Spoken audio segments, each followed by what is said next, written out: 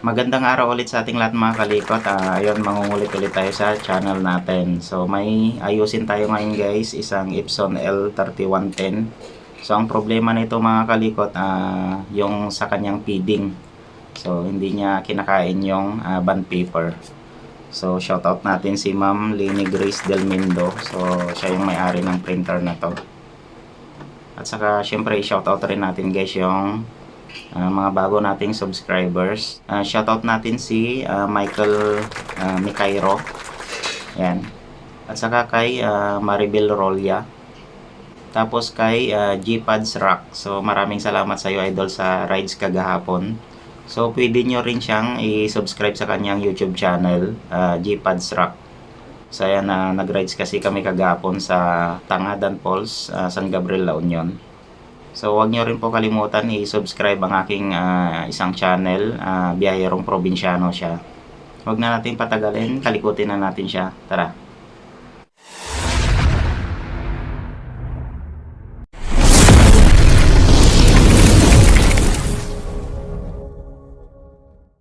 Ang problema ng printer na to mga kalikot, tagas na yung kanyang waste tank. So kailangan nating linisin yon.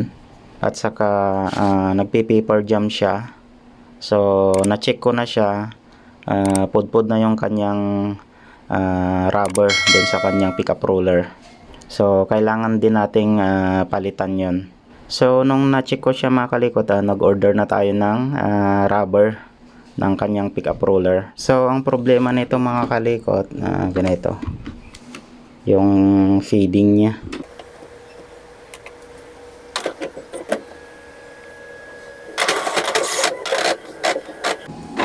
So ayan, hindi niya nahuhugot yung bond paper natin. Tapos magbi-blink na siya mga kalikot, nagpi-paper jump na siya. So hindi niya nahuhugot yung bond paper natin. Manipis na kasi yung rubber ng kanyang pickup roller. So ang gagawin na lang natin dito guys, habang inihintay natin yung kanyang parts, yung rubber ng kanyang pickup roller. So, i-cleaning na natin siya, pati yung encoder strip at saka yung dish at saka yung kanyang waste tank, para pagdating ng parts niya, salpak na lang natin siya. So, wala naman tayong ginagawa ngayon, kalikutin na lang muna natin to. Bago natin buksan sa loob mga kalikot, unahin muna natin itong kanyang waste tank. Ayan, para hindi tayo madudumi yan pag binaklas natin mamaya.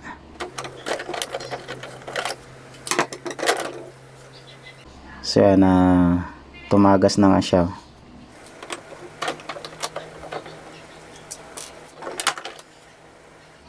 So hindi naman puno yung kanyang waste tank.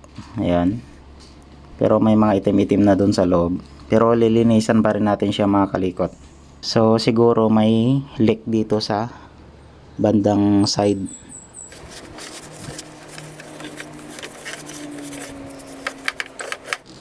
So mamaya mga kalikot, baklasin natin tong side na to. Check natin kung saan banda yung leak or binaklas na nila tapos sila na yung naglinis pero hindi na nila nilinisan dito banda. So check lang natin. Bali buksan na lang natin siya mga kalikot.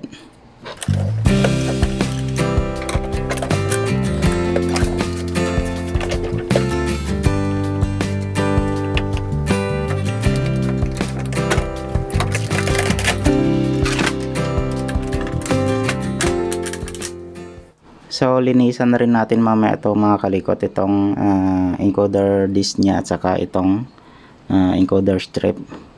Tapos check rin natin yung mga excess na dumi, yan, katulad niyan, no?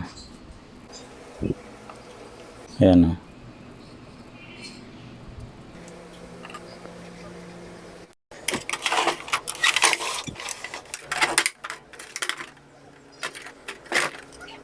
So yun yung mga tagas niya mga kalikot, oh.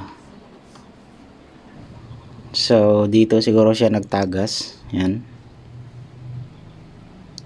Kaya lilinisan natin yan mamaya mga kalikot.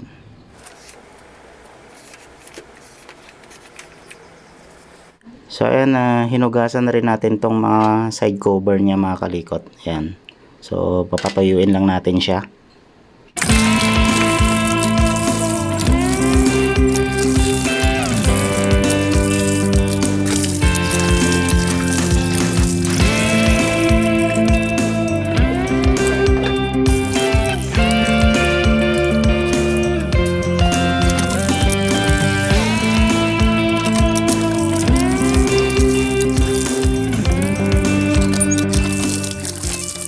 So ayan na, nalinisan na rin natin yung waste tank niya mga kalikot.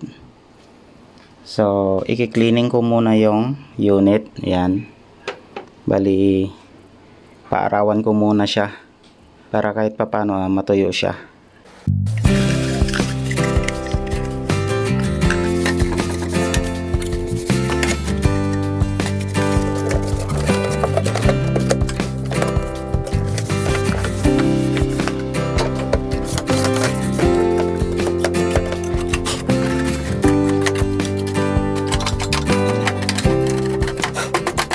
May video na rin tayo mga kalikot kung paano tanggalin itong pick up roller niya, yung lower at saka yung upper. So check nyo lang dito sa channel natin mga kalikot. Pero i-video na rin natin para may sama natin. Bali tanggalin muna natin yung pick up roller niya mga kalikot bago natin linisan lahat to. So tanggalin muna natin tong tray niya. Yan, sikwatin nyo lang dito guys sa gilid. Tapos ingatan lang din natin yung dalawang spring ito. Ayan o, sobrang dumi na. So linisan na lang din natin lahat mga kalikot. So yan guys sobrang dumi na. Ayan. Tapos tanggalin na rin natin to. Ayan.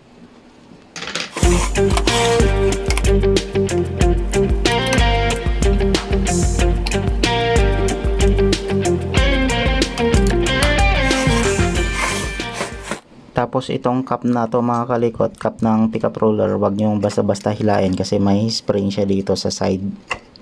So tanggalin muna natin yung spring. Yan, bago natin hilain to or tanggalin. Yan. So check nyo rin, baka malaglag sa ilalim yung kanyang manipis na spring ito. Tapos ang susunod natin baklasin guys ito. So may lock siya dito. Ayan, ipitin nyo lang. Makikita nyo naman yan. Tapos hilain. Ayan.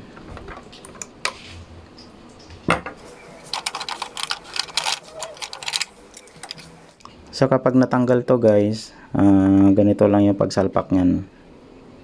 Ayan. Tapos itong parang bilog na to, yung nakausli, yan, ipapasok nyo lang dito guys. Yan, sa may butas na yan. So pag ganyan siya, yan.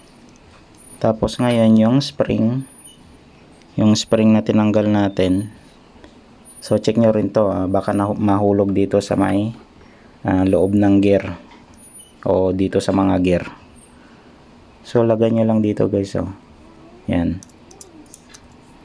saka dito. So ayan. So ganyan dapat siya. Tapos kapag nilalaro natin ganyan, maglalak yan. Yan, hindi natin yan maiikot. Pag ganito, maiikot natin yan. Pero pag clockwise, hindi natin maiikot. So ganun dapat yan. So same lang to dun sa ginawa natin nung mga nakaraang video natin. Same lang sila ng sira. So ito yung papalitan natin kasi guys, itong rubber. Yan. Pag pudpud na kasi dito banda, yun, hirap niya nang kainin yung yung band paper natin. So katulad niyan, lubog na siya. Dito kasi kumakain yung yung or dito dumadaan yung band paper. So hindi bali dito. Ayan o, erase na siya, hindi na pantay. So ito lang yung papalitan natin, itong guma. Tapos sunod natin tatanggalin mga kalikot itong lower roller nya. Yan. So tanggalin muna natin yung spring. Tapos tulak nyo lang to guys. Yan. Tapos makikita nyo na yan sa baba. Yan. So ito na siya. Yan, dumi na. Isa rin to kung bakit ayaw mag fading or ayaw niyang kainin yung bond paper. So pero ito siya, manipis na siya. So papakita ko rin yan kung gaano kakapal yung bago natin ikabit. So kapag ma-paper jam mga kalikot, check nyo lang kung may mga excess na papel dito, yung mga naiwan. So isa rin yan sa nagbabara. So kailangan kompleto tong mga spring nya. So kung gusto nyong linisan itong PIS nya mga kalikot, yung pump ink system or capping assembly, so ito lang yung tatanggalin natin. Ito kung gusto nyong linisan tong cap ng ating waste tank, at saka dito yan, at saka dito sa taas yan, dalawa din, para matanggal itong buong pump ink system. Pero may video na rin tayo mga kalikot kung paano tanggalin itong buong capping assembly nya. So ayan, pwede natin yan linisan. So ayan, natanggal na natin siya. So ito guys, pwede nyo naman linisan ng tubig. Ayan, ito. So bali dito siya tumagas na, puno na siguro to. So pwede natin to irekta na hugasan sa tubig para malinisan siya, matanggal yung mga dumi at saka yung mga ink. So ayan na, hugasan ko muna siya mga kalikot. A few moments later. So ayan na, natapos na natin siya nalinisan mga kalikot na yan. Kahit buhusan nyo na lang siya ng tubig mga kalikot. Yan, para malinisan yung buong pump assembly nya. Magandang pangpunas mga kalikot itong tissue para mas mabilis niyang masipsip yung tubig. Magastos nga lang sa tissue kapag nagre-repair ka ng printer, lalo na pag madaming tagas or magki-cleaning ka. Ayun, magastos sa tissue.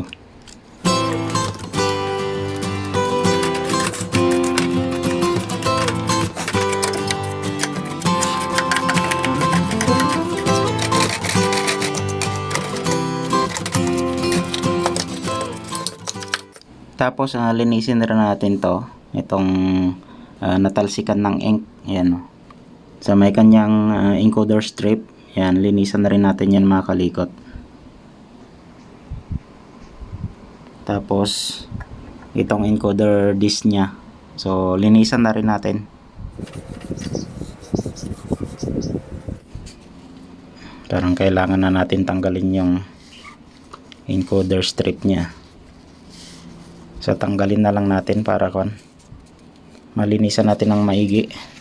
So ang pagtanggal ng encoder strip, tanggalin muna natin tong spring nya una. Yan. Yan, bago natin matanggal dito sa kabila. So unahin muna natin linisan dito sa kabila kasi natalsikan siya. So ito.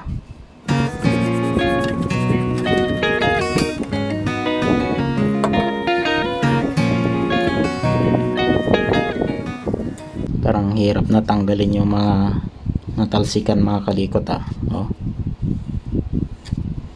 So yan, bali tinanggal na lang natin yung kanyang encoder strip. Nalinisan na natin pero ayaw pa rin matanggal yung ayan yung mga tumalsik na ink. Yan. Pero try pa rin natin siya. Alam ko okay pa to kasi meron din akong ginawang ganito. Natalsikan din yung kanyang encoder strip. Okay pa naman. So yan, ibalik na natin siya, tapos linisan naman natin yung kanyang encoder disc. So kung paano nyo tinanggal yung encoder strip, check nyo rin bago nyo tanggalin.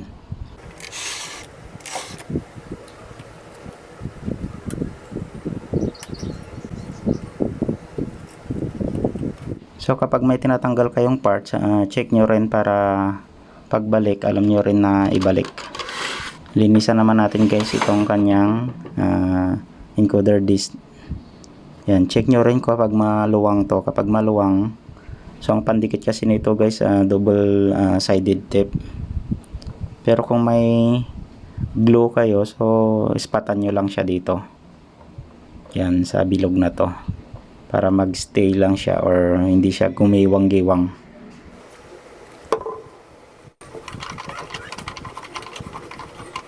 Bali, assemble na natin yung mga tinanggal nating mga parts mga kalikot.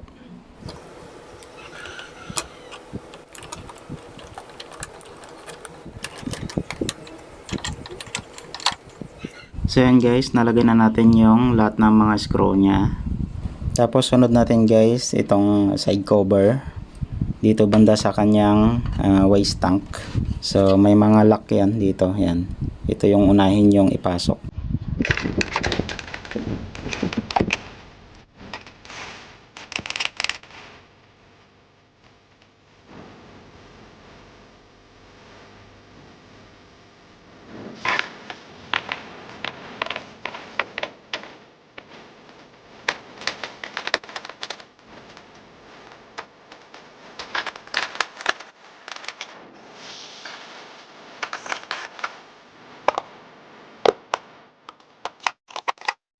So hindi muna natin ilagay itong mga roller niya makalikot, tapos itong gear niya, para pagdating ng parts natin hindi na natin babaklasin.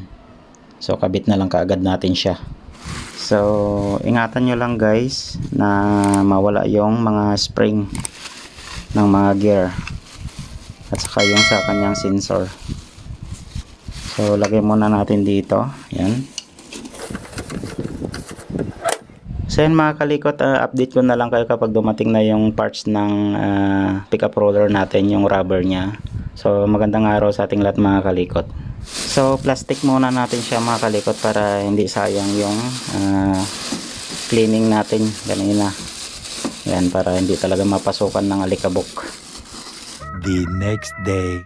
Update ulit tayo mga kalikot, dumating na yung rubber ng ating pickup roller. So yan.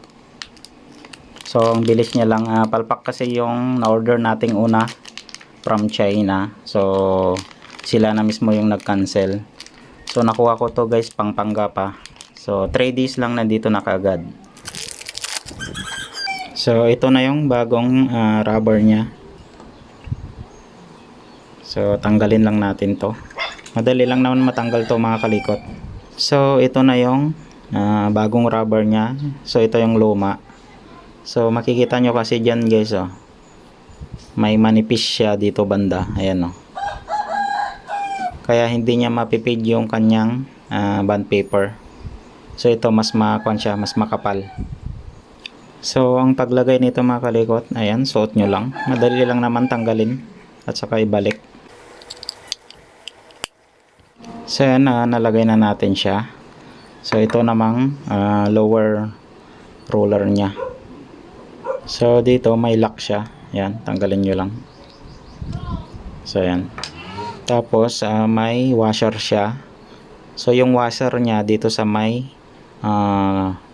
bilog, yan. Dito kasi half moon siya, yan. Tapos pag tanggalin nyo guys, hugutin nyo lang. Ayun, malutong na, kaya napunit na. So kapag sira ito guys, kapag inikot natin to, may ikot yan. Yan. Pero pag binalik natin ganun, hindi natin maikot. So okay yon. Pero pag umikot siya, ibig sabihin nun, sira yon kapag parehas na umiikot, left and right. So same lang, suot lang din natin. Yan, hanggang sa malagay natin sa loob. So may guide naman yan, gilid at saka gilid. Yan. So lagay ulit natin yung washer nya dito sa may bilog. Nahulog pa. Yan. So una muna natin ilagay dito sa may half moon. Yan. Bago dun sa bilog.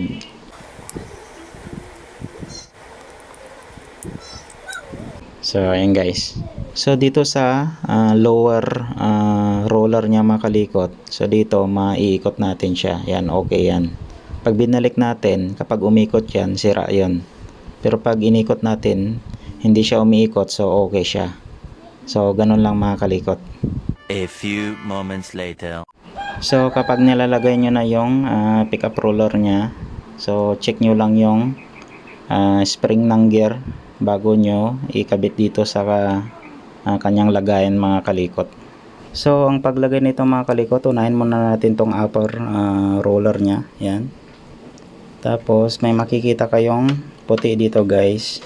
Hilain lang natin papunta dito sa atin. Tapos ipasok natin sa butas itong roller niya. Yan. So nakaganyan. Tapos lagay na natin tong kanyang gear. O sabay natin sa pagpasok ng gear. Yan. Yan. Tapos hilain ulit natin tong puti. Yan. So ayan, okay na siya mga kalikot. So dito naman mga kalikot, kailangan ganito yung forma niya. Yan, pag ganyan. So dito guys, kung saan nyo siya kinuha or tinanggal, doon nyo rin ibalik. Yan, nakaganyan siya. Tapos ito, tulak nyo na lang. Yan, so nakapasok na siya mga kalikot. Tapos ilagay nyo yung spring nya, yung maliit na roller, yung kakakabit lang natin. Yan, so dyan siya nakakapit. So okay na siya mga kalikot. Tapos lagay na natin yung kanyang tray. So unahin muna natin ilagay yung kanyang spring sa lagayan niya. Yan, dito. Tapos lagay na natin yung kanyang tray, pero unahin muna natin ilagay yung mga spring niya.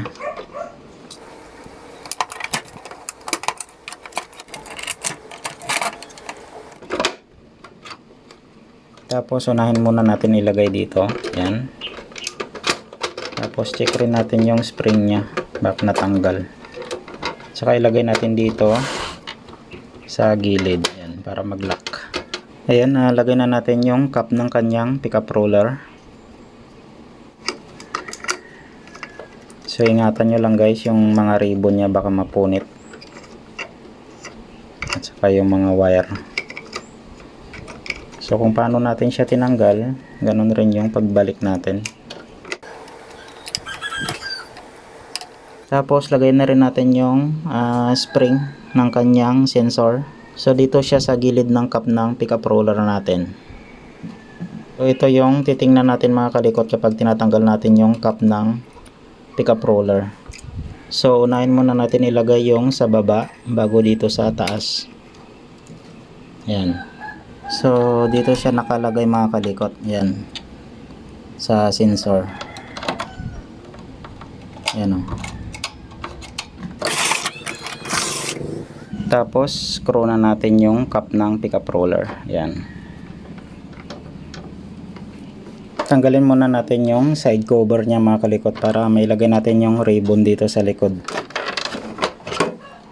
So mahirapan kasi tayo maglagay ng ribbon kapag nandito itong side cover niya.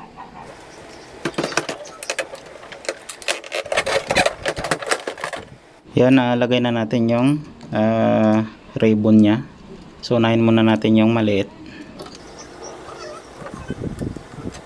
Tapos sunod natin tong mas malaki.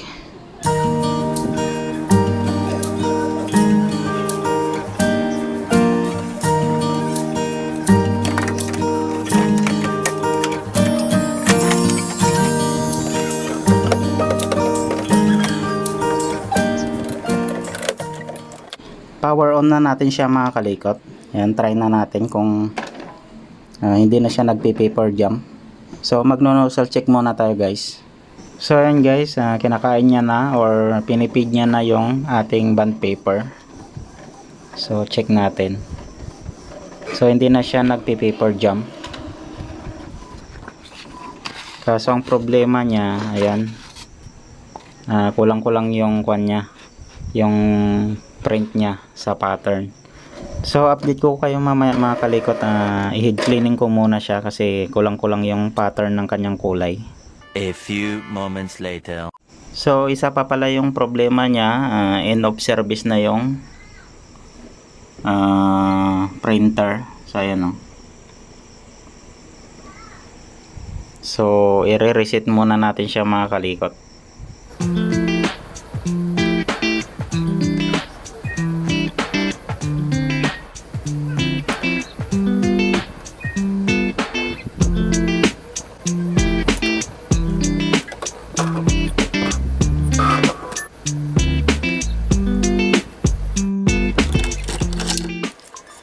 So yan mga kalikot, empty na pala yung mga kwan nyo, cartridge nya. Ayan. So isaksyon natin siya mga kalikot para pumunta dito yung kanyang ink galing dun sa kanyang ink tank. So kaya kahit anong power cleaning natin mga kalikot, walang nilalabas dun sa kanyang waste tank kasi empty na pala tong kwan nyo, mga cartridge nya.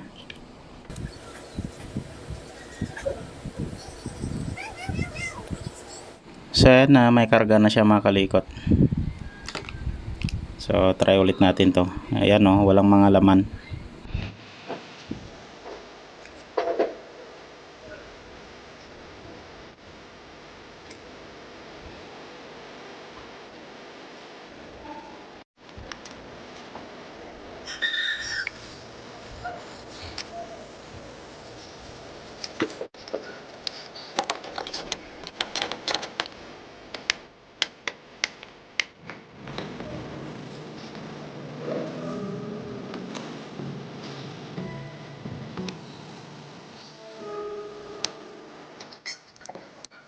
A few moments later. So ayan na, naggabihan na tayo mga kalikot. May pinuntahan kasi tayo kanina. So ituloy lang natin tong ginawa nating Epson L3110. So nalagay na natin kanina yung kanyang damper cartridge. So try ulit natin mag-print. Much later. May problema sa kanyang print output. Ayan, may kulang sa kanyang print. So ito na yung pinakahuling print ko. So ilang beses na rin akong nag power cleaning, so ganun pa rin. So siguro try natin isak yung kanyang forge pump assembly. So patayin muna natin.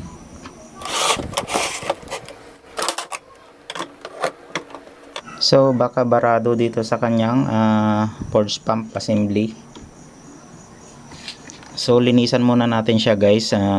Isak natin dito or pasipsipan natin ng injection. So hugutin nyo lang yung hose nya dito sa kanyang waste tank. Yan. So dyan natin siya isasak or pasipsipan ng injection. So yan, urong muna natin yung front head nya. So kung kahit nakailang power cleaning na kayo mga kalikot, tapos nag head cleaning na rin kayo, nag nozzle check na rin kayo, so ganun pa rin. So try nyong i-cleaning dito banda sa kanyang pump assembly nya. So tanggalin nyo lang itong hose nya papunta dito sa kanyang waste tank. So kailangan may cleaning solution kayo. So patakan lang natin dito guys. Kita ba? So lagyan nyo lang dito ng cleaning solution sa kanyang forge pump assembly. Tapos ilagay nyo dito guys yung pang inject natin. Tapos dito natin pasipsipin. Baka barado kasi yung mga hose nya dito sa kanyang pump dito. So wag nyo lang punuin. So patak-patakan nyo lang para malinisan siya mga kalikot. Yan. Tapos isak natin dito or pasipsipin. So yan guys. So mayroon naman siyang nasisipsip. Yan. So ganun lang, tuloy-tuloy lang natin. So kung medyo malinis na dito, so pwede na yon. So okay naman, may nasisipsip naman. So lagyan lang natin ulit hanggang sa malinisan siya. Huwag nyo lang damihan, baka mag overflow siya dito sa baba. So mahirapan kayo maglinis. Yan. So ayan, may nasisipsip naman. Ayan o. So next step natin mga kalikot, lagay natin sa dulo itong print head nya. Yan. Tapos isak ulit natin dito mga kalikot or pasipsipan natin para masak niya yung nandun sa kanyang print head mismo. So kailangan may laman itong ating ink tank. So, isak na natin siya. So, ayan guys, may nasisip-sip siya na galing doon sa kanyang print head. Yan, tapon na natin. So, continue lang natin hanggang sa medyo lumakas yung kanyang nasisip-sip. Yan. So, yun guys, ang sinisip-sip niya na yung doon sa kanyang print head mismo. Yan. So, okay na siguro to. Solid na yung pagsip-sip niya. Or yung nasip-sip niya marami na rin. Ibalik ulit natin yung kanyang hose.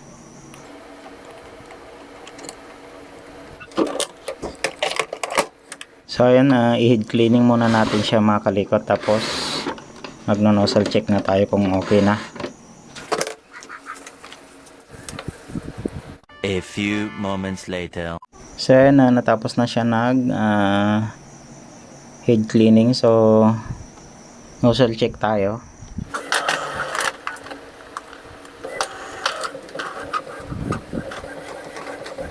Check natin kung kumpleto na yung kulay niya. So, ayan guys. Ayan, kumpleto yung color niya. So, yung black na lang yung wala. Ayan. So, head cleaning pa natin siya. So, try natin buksan itong takip ng kanyang ink tank habang nagki-cleaning. So, try ulit natin mga kalikot.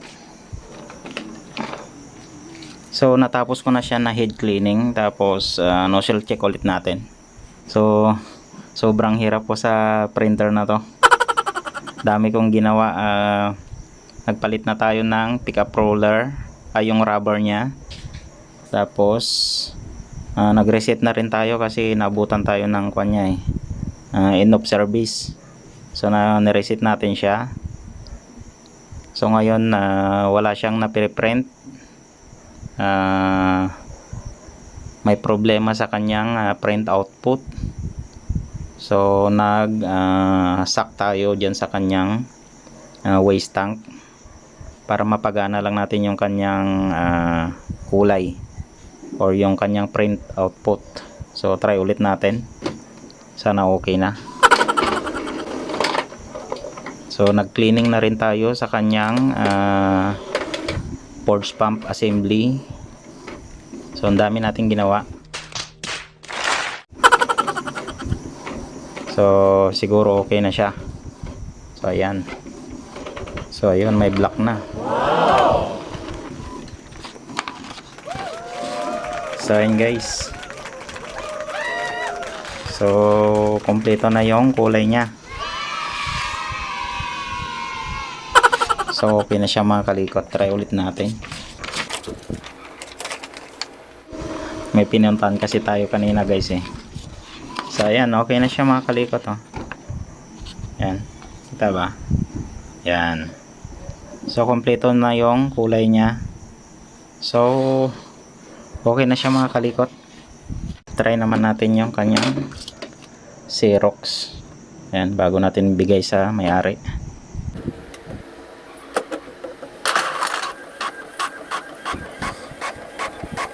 So, konti lang yung bond paper natin mga kalikot Kaya, patong-patong na. Ayan.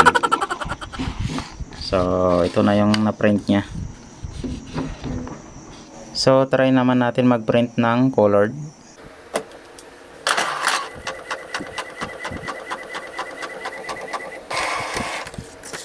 So, ayan guys. Okay na siya. So, ganun lang mga kalikot. Ang ginawa natin dito sa printer na to, nagpalit tayo ng rubber ng kanyang pickup roller. So, nung nakabit na natin siya, nagka-problema ulit, end of service na. So, nireset ulit natin siya. So, ngayon na nag-okay na siya, try na natin nag-print. So, may problema naman sa kanyang print out. So, ngayon, nag-suction tayo or nag-sip-sip tayo dun sa kanyang damper cartridge. So, yun na nga, wala talagang print output. So, ngayon, nag-suck ulit tayo dito sa kanyang waste tank. So ayun, naging okay na siya. Ayun na nga, yun na yung last na ginawa natin kanina. So naging okay siya, lumabas na yung mga kulay niya dun sa kanyang print head.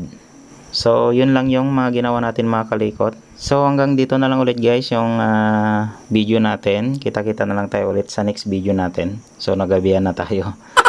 So ayan, kapag naligaw ka sa aking channel, huwag niyo pong kalimutang i-subscribe ang aking YouTube channel and papalo na rin po sa aking Facebook page. So hanggang dito na lang ulit guys yung video natin. Ingat kayong lahat and God bless sa ating lahat mga kalikot. Bye bye.